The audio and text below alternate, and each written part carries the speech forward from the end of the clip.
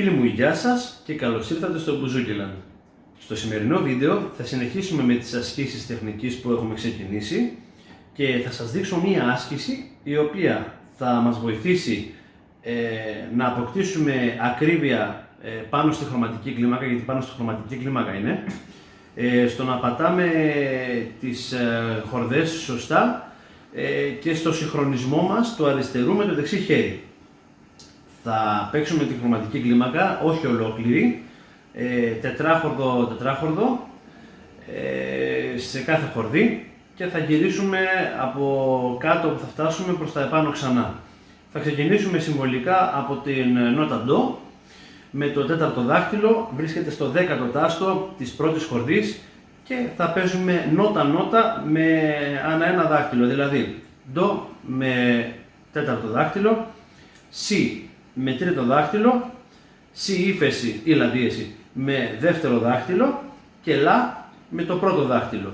Και θα προσπαθήσουμε να είναι απόλυτα συγχρονισμένο το δεξί χέρι που θα χτυπάει την πένα κάτω πάνω με την κίνηση του αριστερού χεριού για να βγαίνουν καθαρές οι νότες. Πάμε να το δείξω μία φορά αργά, να δείτε πώς πρέπει να ακούγεται. Θα κατέβω και θα ξανανεύω μετά.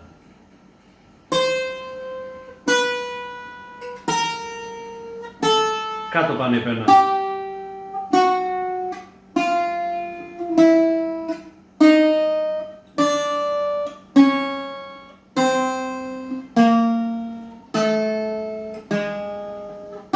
Και ανεβαίνουμε στον ίδιο ρυθμό.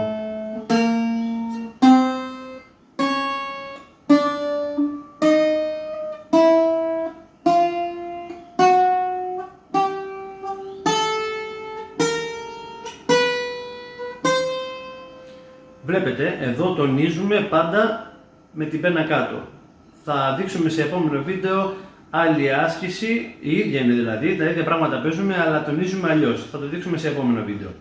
Πάμε να το δούμε, πρέπει να γίνει πάρα πολλές φορές αυτό επανάληψη, ούτως ώστε να αποκτήσουμε ευχέρεια και συγχρονισμό του δεξιού χεριού με το αριστερό και να αποκτήσουμε και την ευχέρεια του να μετακινούμαστε από χορδή σε χορδή. Αυτό θα ξεκινήσουμε να το παίζουμε αργά, όπως πριν. Στην πορεία θα μπορείτε να παίξετε πιο γρήγορα.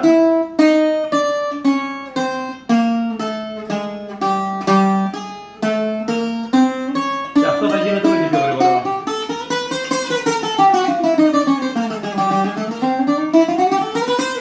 Και θα γίνεται γρήγορο μέχρι να έχουμε τέλειο συγχρονισμό μεταξύ αριστερού και δεξιού χεριού. Σας ευχαριστώ που με παρακολουθήσατε. Αν σας άρεσε το βίντεο, κάντε ένα like και subscribe για να με βοηθήσετε. Να είστε καλά και θα τα πούμε σε επόμενο βίντεο.